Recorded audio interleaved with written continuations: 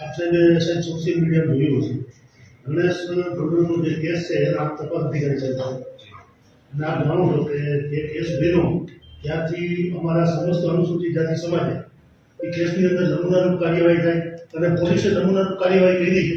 આરોપીઓ સામે સારામાં સારી એફઆઈઆર કરી, એને અટક કર્યા, કોર્ટમાં રજૂ કર્યા, અંદર કોર્ટે જામીન આપ્યા. એ તો જે પ્રોસેસ હતી થઈ, પણ પોલીસે ક્યાંક ને ક્યાંક પોતાની શક્તિ ખર્ચી અને આખા કેસને ટોચ સુધી પહોંચાડ્યો. અને પોલીસે બી એટલી મહેનત કરી, સરકારી સાહેબોએ એટલી મહેનત કરી, સરકારી પંચોએ બી એટલી મહેનત કરીને, સરકારી તંત્રએ બી એટલી મહેનત કરી. એ કર્યા પછી આજે એવું જાણવા મળ્યું છે કે ફરિયાદી પક્ષ અને આરોપી પક્ષ વચ્ચે સમાધાન થયું. નામદાર સુપ્રીમ કોર્ટ અને નામદાર હાઈકોર્ટના અનેક એવા ચુકાદાઓ છે કે ફરિયાદી પક્ષનું સમાધાન થયું હોય છતાં નામદાર કોર્ટ માન્ય રાખતી નથી.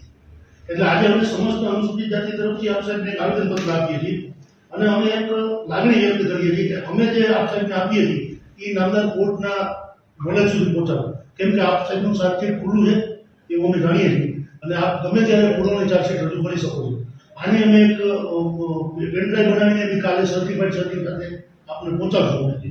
એટલે આ બાબતે યોગ્ય કાર્યવાહી થાય એવી અમારી લાગણી છે સાહેબ.